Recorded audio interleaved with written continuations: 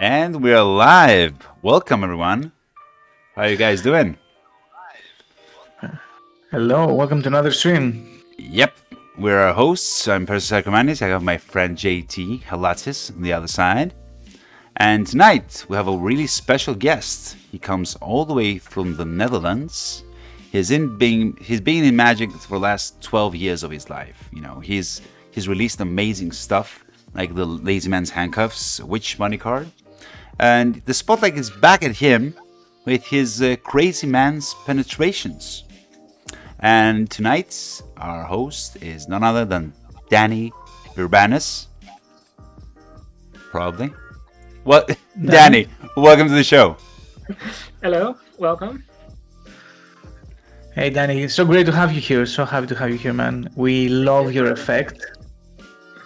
Thank you. We saw it in our episode and we've been practicing, both Perseus and myself. It's an amazing effect. Yep. Thank you.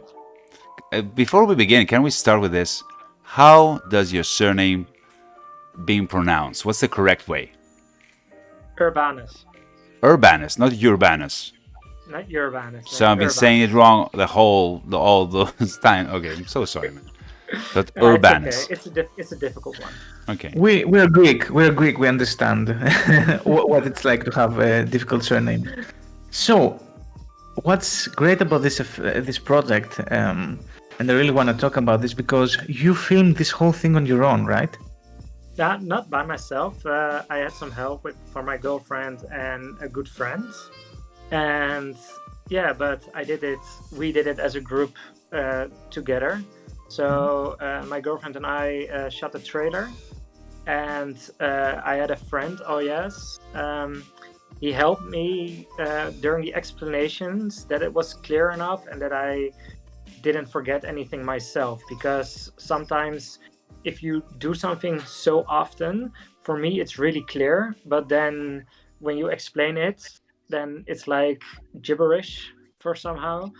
And he was there like to say like, no, you need to also say this, otherwise people won't understand it, or you need to show this more. And yeah, he was there on the side practicing and following along. So some of the things on the project are really easy, so you can get them really fast, but some of them are a little bit knacky. And yeah, he has experience with rubber bands, but not a lot with the effect. And yeah, he could follow along with all of them. So I think if he can, then you can as well. Yeah, but how does it feel you're gonna ask that, right? To shoot the whole project on your own, I mean, guerrilla style, and then wait to see, what our editors are gonna do with that, Yeah, it's difficult. You have the advantage you have for shooting it yourself. It was in my own city, The Hague, so I know the locations where I wanted to film, and yeah, that's already a big thing how it looks. So in my own mind, I had like, I want an urban look, a more street vibe look. So I choose the locations, and then what Dwayne did with it. That was exactly what I'm gonna say. Amazing. We ought to give him a shout out because Dwayne did an amazing job both for the trailer and the explanation, the whole thing. And it was a surprise getting it in through the mail. Like I saw Dwayne like ding, and I was like, oh, it's a trailer. And I finally, clicked on it, and I was like, let's get the trailer. And yeah, it's amazing, and I love the music. I love the whole vibe, and yeah, it's from the trailers. Like what you see is what you get, and that's what I also like. There's nothing left behind. Maybe a little one. Maybe we can talk about it soon. But like what you see is what you get, and there's nothing left behind or nothing like, oh, I'm gonna buy this, but I'm gonna get disappointed when I get it. Like, of course it will take some practice, but I think I can't take away anything of that, because that's what you need to do yourself. But it's a feeling. But I think the first one is relatively easy to understand, and with some basic knowledge you can get the effect. And I think from there you can start. I think we should have a moment where all three of us do it at the same time. Okay. Yeah, but I have to say, now that we're talking about the methods, etc., that we talked about this in our episode as well, Perseus. We really respect the fact that you actually said, you know Oh, what, I yeah. have some methods that work for live audiences, and I've also have some methods that look better, maybe, but they work better for socials because, first of all, the methods for the live audiences work perfectly. Like it's not like you're losing anything, correct? No, true. Yeah, the effect is still the same. The effect Exactly. in real life looks like a pen going through a rubber band, how it should look. Exactly. Because many times, like I told you, like you purchase an effect and they're like, yeah, you can do this amazing thing. And then you get it doesn't and work. it's like, Yeah. yeah. But with your project, it actually works. And even then, you also have extra methods for social media. And I really respect that as a customer. you Yeah, know? it's an honest release. That you can do this for social media, but if Yeah. you want to do it live, this is the way. And I think it's wonderful thing you did that, man. But don't let it discourage you to not do it live, because I have Absolutely. done some of those in live performances, but as a working magician, you have some misdirections and you can get away with quite a lot. But yeah, you need to find those moments, and you can have those setups done. But ideally, the real life situations are like when everyone is burning your hands, you can still do the effect and get the result you want. And that's also like a given moment. Like you have those moments when everyone is watching you like a hawk. Yeah. And then one of the real life performances, because the setup is so minimum now, Yeah. you can just set it up in front of them and a pen goes through the rubber band, and then you have a great effect with minimum effort. Speaking of the setup you said it's minimum now. I think this is one of the big differences with Lazy Man's penetration. We actually had a question from Phoenix Magic 91 that he says, I was told Crazy Man's had a different method from Lazy Man's. After hearing that, I got Crazy Man's and the method looks the same. Am I missing something? Now the method looks really similar to each other, but I can explain it like this without exposing it. The Lazy Man's penetrations had a beat of 2 in the setup, so the setup was 1 2, and with Crazy Man's it's 1. So you're missing a beat in the setup, but the effect is still the same. So the end result is still a pen goes through a rubber band.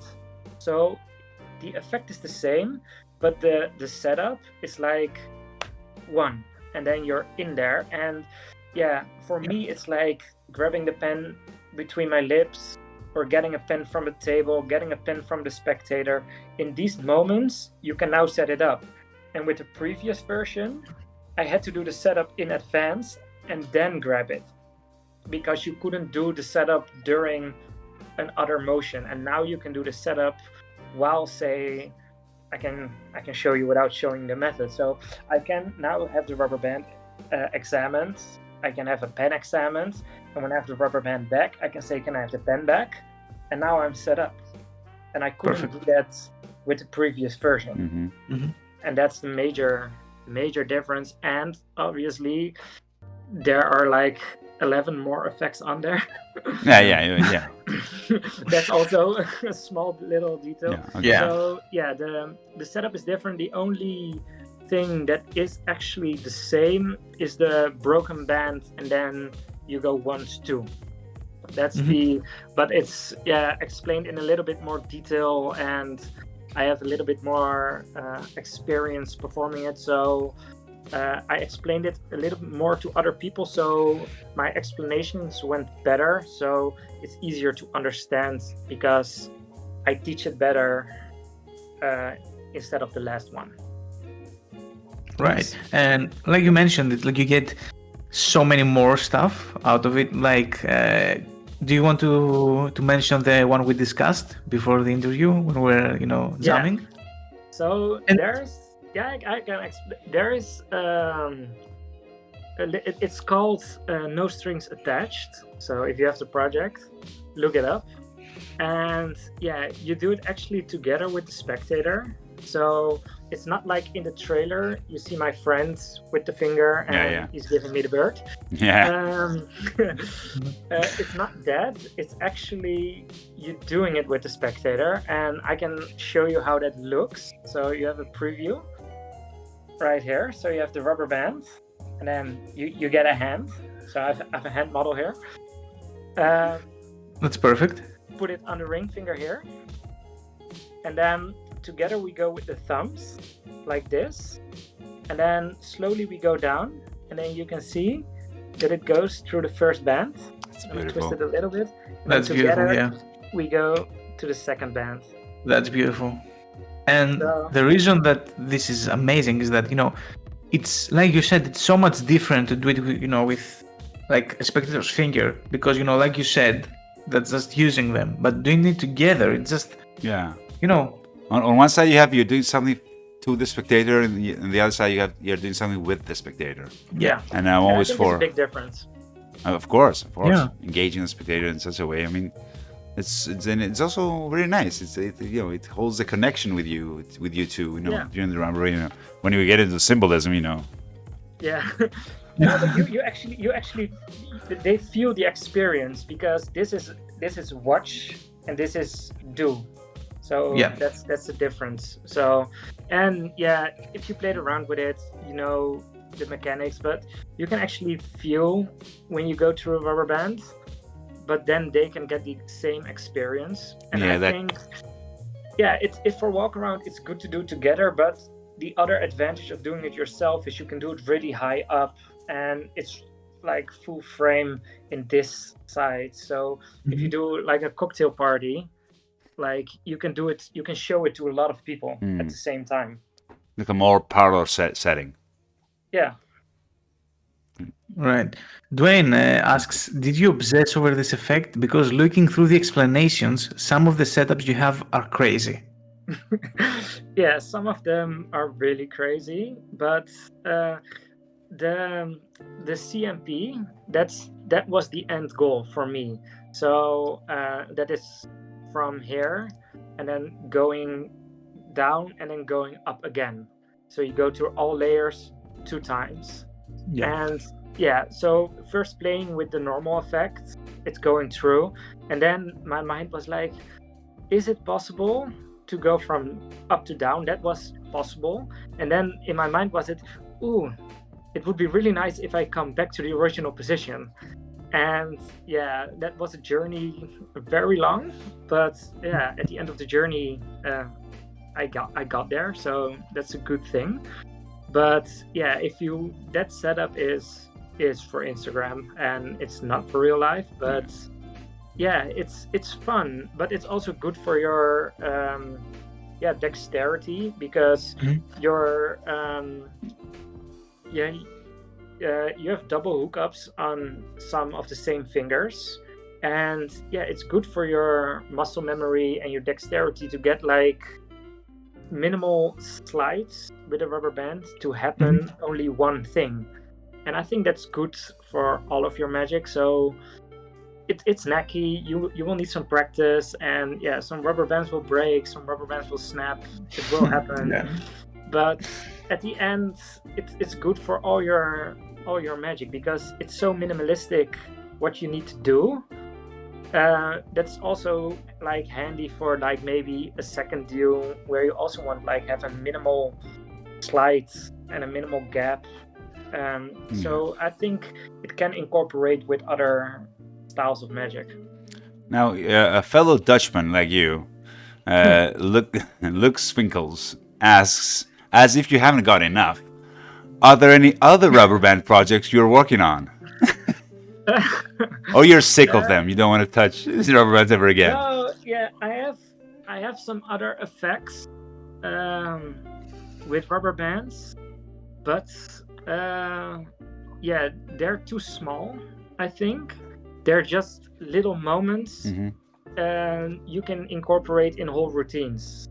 So there is there are some ideas there, but yeah, there are also I love rubber band magic, and I do also a lot of other people's material, but I do it my own way.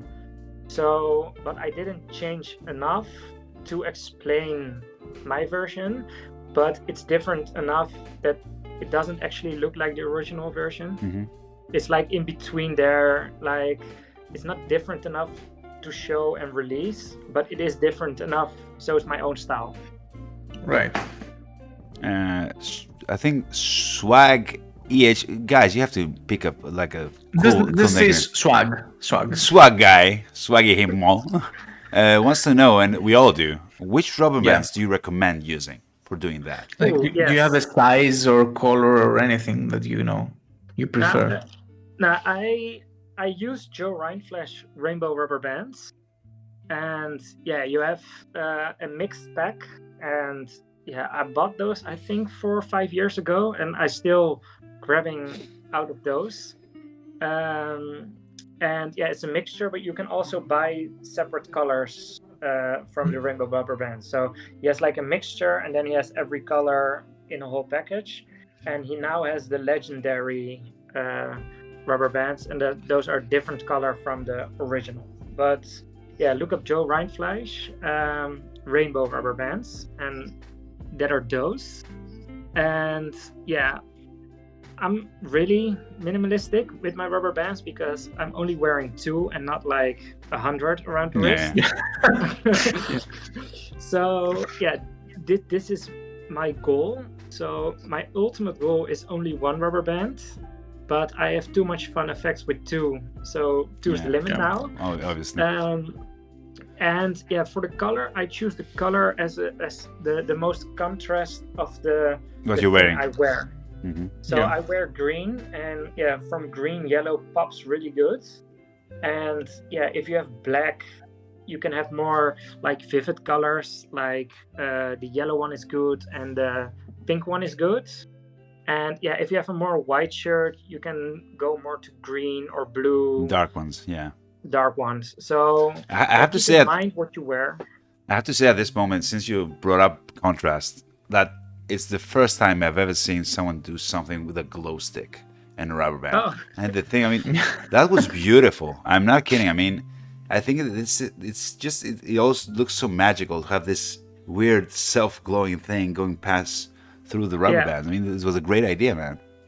Yeah, thanks. I have it's not in the trailer. I used the glow stick, but on my Instagram I have a video where the light is more dim and it's a darker area. Yeah. And the glow stick comes more to its right. So yeah, obviously. If you want to see its full potential, then check that video out. I can't show it because I'm filming on my phone. Otherwise, I would show you which one it is. Yeah. But one great point is that you actually can do this with anything. Yeah.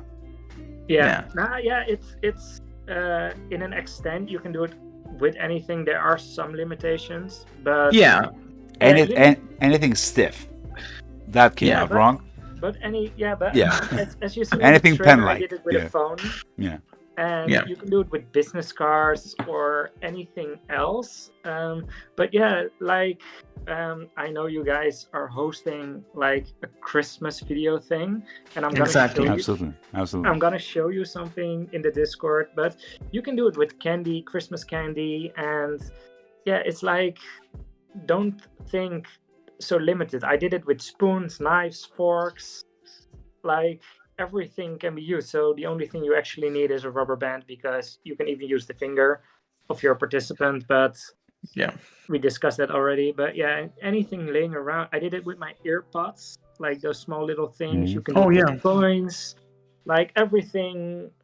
It all has its own like magical thing. I really like the straws, because these are reusable straws, but they look so interesting by the object by itself. But that's my preference. But if you have like something else you always carry around, use it, incorporate it.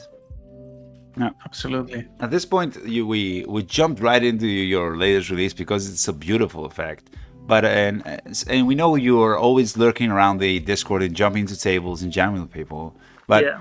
I think people should want to know more about Danny himself. I mean, how do you start in Magic? I mean, when did the magic bug bit you? How that happened? Yeah, it's my grandpa's brother. When I was with my grandparents, he showed me on the birthday of my grandpa, he showed me an effect, a card trick, a simple thing. And then at my grandma's birthday, we saw each other again. We only saw each other 2 times a year. So I only saw him at my grandparents' birthday. And my grandpa was at October and my grandma in May. So in October I saw an effect, and in May I get the explanation. So I didn't get anything yet. So I have to wait and think like, okay, how does it work? How does it look? And then in May he explained it, and then I was finally getting the satisfaction we all got. Like, that's nice how it works. And that's a long time to wait, though. For an explanation, yeah. Wow. Some call it good teacher. I call it torture, but yeah, the truth is around the middle, Yeah. So bit of both. Yeah, and then each year I learned something new, and I practiced like in May from October. I practiced, and I could show him in October again what I learned. And then my grandpa himself was more of the jokes, but there were like those biting on a peppermint and breaking your neck, like all those kind of. There were magic, but not really there were more geek magic. Yeah. Mm-hmm. But when I was really young, like 4 years old, my grandpa could put his tongue under his teeth. And for me, that was his tongue under his teeth. So he could slide his tongue under his teeth like this. And it was so weird, and it looked so funny. And as a 4-year-old, this is the weirdest thing. And you should imagine, like, I'm a person, like, if someone else can do it, I can do it too. Yeah. If there's no other, like, extra things, like, we're all the same. And it's a mindset. If you want something, you can actually do it. So, but as a 4-year-old, I tried till death to put my tongue under my teeth. Later figuring out he had fake teeth and he could do that. But as a 4-year-old, you could not imagine, and you're like really weird faces, like you're like this as a 4-year-old trying to get. But it was so magical to see something like that without an explanation how he could do it. And later on, I got my own magic kit, my magic book, and my parents showed me around to some TV shows and some carnivals and stuff. So after that, you're learning yourself, and the real moment for me was when I showed an effect that nobody helped me with. So my grandpa helped me read and understand the magic books when I was young, and my parents helped me, but then there was Out of This World, and I figured it all out by myself. And then I performed it at one of the birthdays, and everyone was like fooled, like, and everyone was looking at each other like, who explained this kid how this works? Yeah. Does anyone know how? But nobody knew. So, and that was for the first time I saw in my parents' eyes, in my grandpa's eyes, like the real amazement from magic. That was for me like, this is what I want, this reaction, this feeling. And then from there on, it was like you're a kid, so you like soccer, and then you like magic for 2 weeks, and then you're gonna draw. But magic always came back. And when I was like 18, 19, I was like, okay, this is what I'm gonna do, this is what I want to be good at. And then I pursued it until now. You're doing a great job at that, man. Thank you. So I wanted to ask you, we know that, you love rubber bands, but when you perform, like, working magic or something, what other effects do you like? Like, do you prefer cards? Are you more of a coin guy? Mentalism. Do you incorporate your rubber band stuff into your card stuff? Yeah, I'm known as the rubber band guy because it was my first release. So then it's a curse. It's a curse. It's a curse. It's a blessing and a curse. Yeah. that's what I'm known.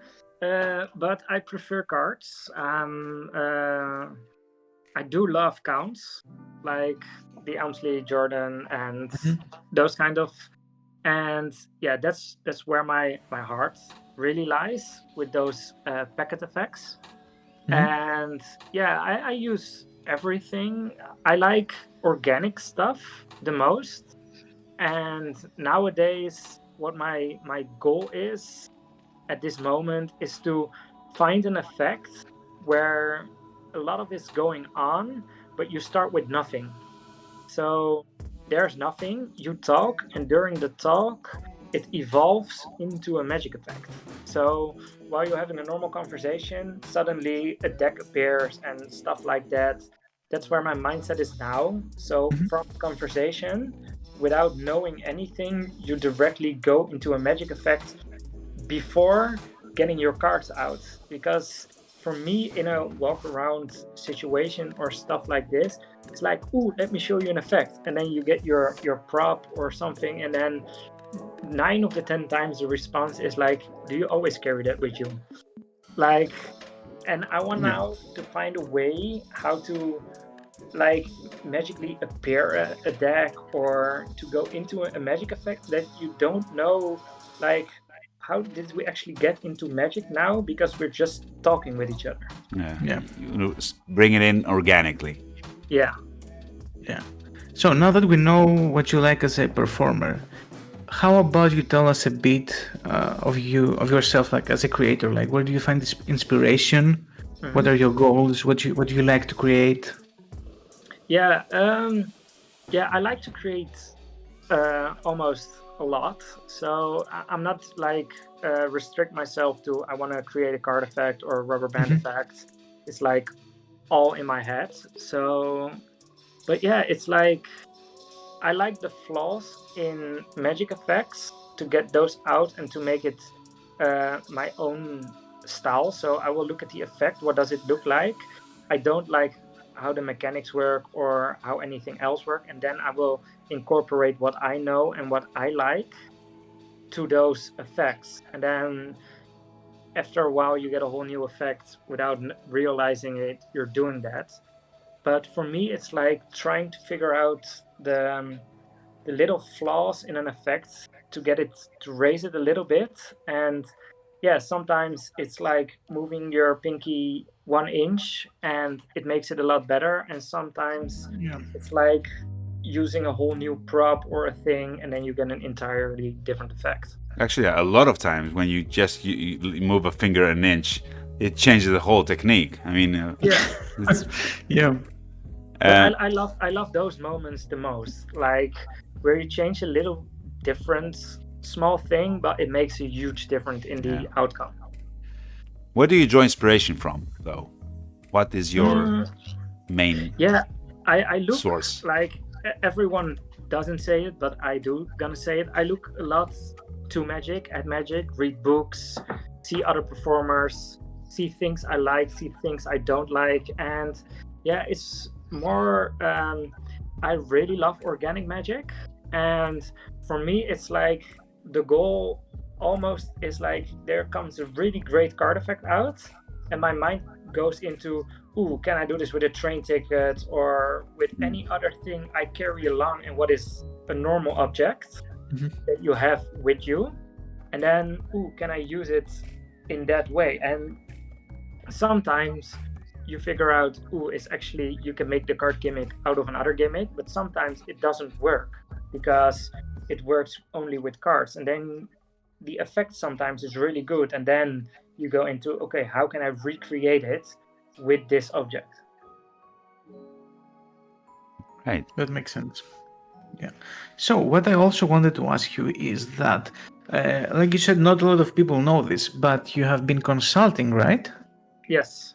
And this is very interesting to me because I would love to see, magic as a perspective, from a consultant, Mm-hmm. all the thinking that goes into that. Yeah, I was a magic consultant for a program in Holland called Mindfuck, and I was with the third season. I came in, so the program went bigger, and then they need more staff to help them, and that's where I came in. And yeah, for me, the first time I was asked by them to help them, and yeah, for me it was like, what can I offer to them, because I was only performing and I had some ideas of magic, but not really that groundbreaking. But yeah, I think it was the way I looked at magic, the way they saw me perform magic that they have never seen before, like a kind of style. And yeah, then I was going on, and for me it was like so eye-opening. And yeah, you work in a team, and yeah, you need to think of the snowball effect. Like we work with 4 people, and everyone has their specialty. So I was and am the sleight of hand person. So my mind only could think of ways of doing stuff with sleight of hand. So no gimmicks, no stuff. So how can we accomplish the goal with sleight of hand? Then there was my colleague. He was really handy. He could make anything out of everything. And then the performer himself was really into mentalism and psychology. And then we had the director. He was more of the picture. How does it look? What does the story tell?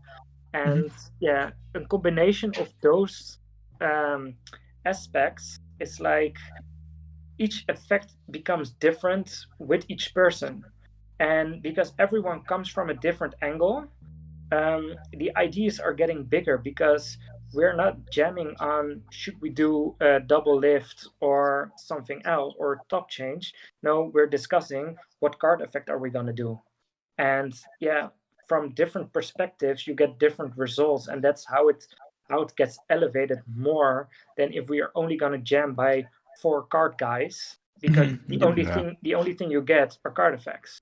And if you get different people from different areas, you get way better results. And yeah, for me, consulting is just it's a team effort. It's like you can't do it by yourself, because you're only limited by what you can do. And yeah, if you're in a team, it brings so much more. And the same goes with performance. I mean, most of us magicians, we do it everything. We script. We're the ones who execute. We create. We direct ourselves. And a lot of times you agree with me that it's a good thing to get a specialist, get a director to teach you how to direct yourself, how to position yourself better on the stage or whatever, right? Yeah. It's you only can see what you can see. And I am good at performing magic. I am good at creating magic, but I am not so good at scripting magic. I know that. I'm trying, but it's not the best thing I can do. And yeah, the only way to get better is to get something who knows more about scripting than me. And yeah, if you want to get better, get someone better than you to teach you. And that's the only recommendation I can give. Absolutely. I think, is it time, Johnny? Yeah, I think it's time, yeah. It's time that we go to our Quickfire questions round. Ooh. Now we're going to do some questions for you, buddy, and you should answer them as fast as possible. It's a honestly. And honestly, yeah. Okay. We're going to start or I'll start? Go ahead. What is your least favorite beverage? Coffee. Wow, what is the most interesting thing that you have in your wallet? A piece of paper. Why is it interesting? Okay, let's talk about later. Wait. Later. What celebrity annoys you the most? Adam Sandler. What is your favorite TV show? Black Mirror. What's your favorite movie quote? What's in the box? What is your favorite hobby outside magic? Cinematography and watching movies and series. What's one of the things you would put on your bucket list? Going to Vegas. What is the last magic effect that you bought? Effect or prop or what effect? Effect is quiver. Or what does your workspace look like? I can show you. That's even better. This is my workspace. That's it. Accurate? 4 things you would change about your magic. But 4 things I would You would change about your magic. change about my magic. Script better.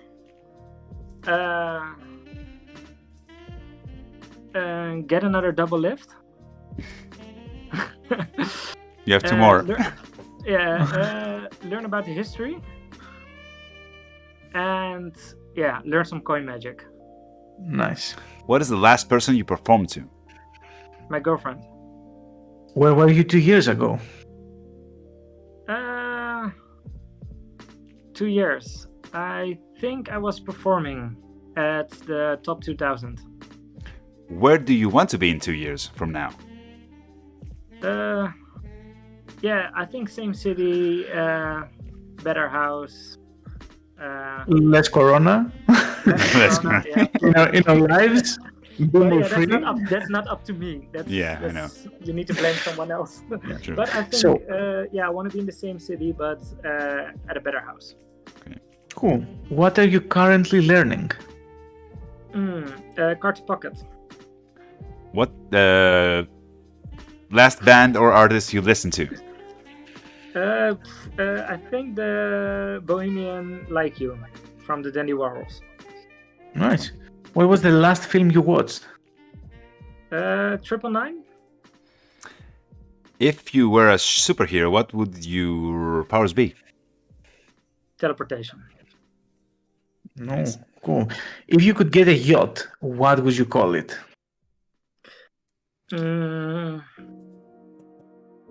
Boeing 747.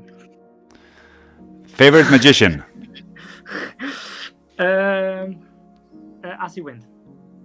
Ooh. Finally, cats or dogs and why? Cats. Because I have one. Makes sense. That's fair. That finishes our quickfire questions. People learn a little bit about you. But why is that piece of paper so interesting in your wallet? Yeah.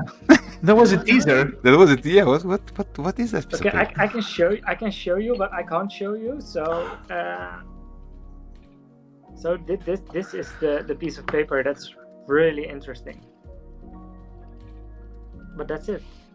That's why it's interesting. That helps. That's even. It's even worse. Now I'm even more intrigued. Is it an effect? Is it like? It's a magic. It's an effect. And I showed Durant this at Blackpool. Mm-hmm. And if the corona is over, or we are more to do stuff, then maybe this is coming your way as well. Luke says, like your grandpa, you will tell us in 5 months. Yeah, maybe. I hope so. Keep the mystery alive. Keep the mystery for 5 months. I hope so. All right, that's good. So, what are your plans for 2021 as a magician and as Danny, as a person? What are your plans for this year? For this year, I hope to end everything soon. Yeah. For next year, I'm planning on building my own website and get all my IDs in one location. Also with some new releases. To get myself occupied during this situation. So I like that with my magic. Also to have my own stage show or parlor show, to have a whole show, because I think it's possible and I can do it, but I'm too lazy. And for myself, I think to get more, to do more stuff, like to get outside running, and I think I'm too much stuck at home and get into this mindset that everything is bad, and but it's only as bad as you made it by yourself. So I think in the next year I want to do more activity to get outside. That's fair. I think all of us are very, are going through this phase, right? Mm-hmm. Absolutely, it is a dark times we're living in, but we must make how much good we can make out of this, and that's why we made that Discord server, which is it's an escape, and we love seeing you there all the time. And but I want to go back to Netherlands, because I should have asked it before, but it just kept in my mind. What is the magic scene in Netherlands? It's a difficult question to ask to me, because I'm really an individual who doesn't really go to magic conventions in Holland, and I have a select few magicians who I have around me, and we jam around. But the scene is really good. I know they're really good Dutch performers, and they're really also really good magic shops, and there are more opening around. So we have Leon. He's also here with Cups and Balls. He works in a magic shop, so that's nice. And but it's difficult to answer, because I only jam with friends like at our places, or when we could in bars, and that's where I get the most value from, because I think if you go too much to conventions, and I love Blackpool and all these things, but there's also for me like a limited budget, so I have to choose to go to one or the other, and then I prefer Blackpool and meeting up with you guys, and to have like a broader experience, because in Holland it's only like the performer they invite, and then all your other fellow magicians in Holland. And if you go to an international convention, you get more people, and I get for myself more out of it from the convention. Makes sense. I want to leave you with a final question. We always do that question because I think it's important, especially for the young magicians, but for the old ones as well. That what would be a couple of pieces of advice you would give someone who first beginning in magic, and secondly, someone who is already in magic and wants to turn pro?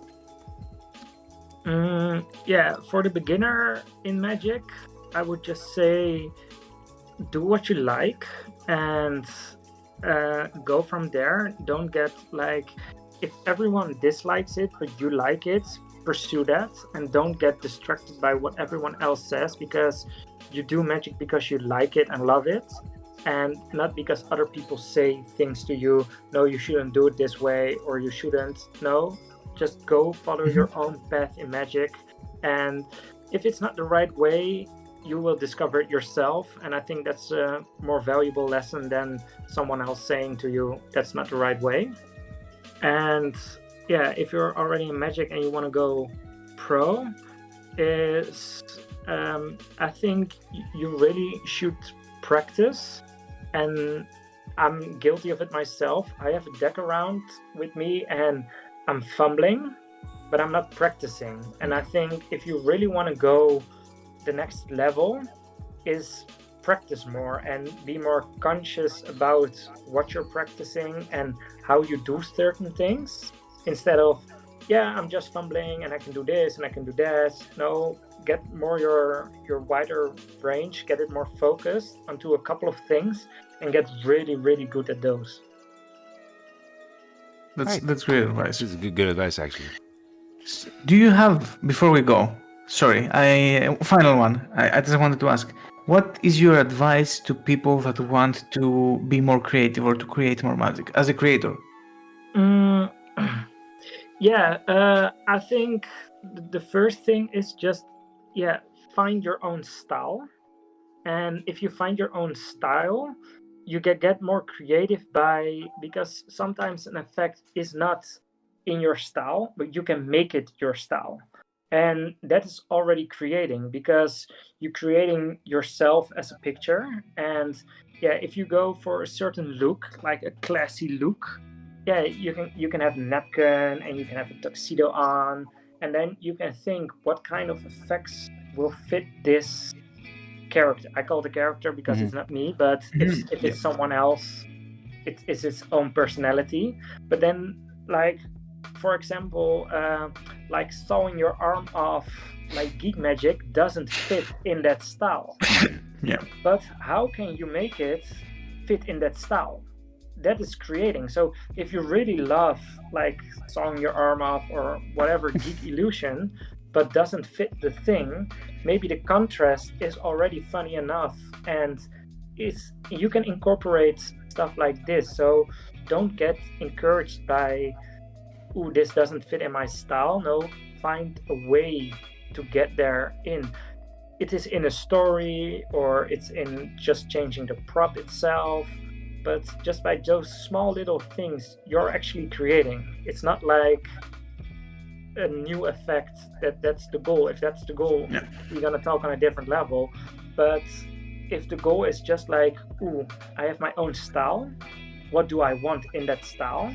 And maybe this prop doesn't use that, like I have a silver coin, but all my other props are copper, then change it to copper. Like, it's that small and simple, but you're actually creating your own style, and that's why you're also creating your own magic. That's perfect. That's beautiful, man. Yeah. Like it. Thank you so much for doing this for us, Danny. Yeah. I'm sure the Yeah, people you're welcome. loved it. This interview is going to be live on our YouTube channel as well. Don't forget, Crazy Man's Penetrations is out live on the Illusions website. Don't forget to put the discount code Darkroom to get 10% off. Danny, I'm sure we will see you at our Discord server. Yeah. Probably tonight. Thank you so much for your time and for your golden advice. We really enjoyed having you. For those of you guys, thank you so much for watching, and we'll see you all soon. Yeah. See you all, guys. Take care. Bye-bye. Bye.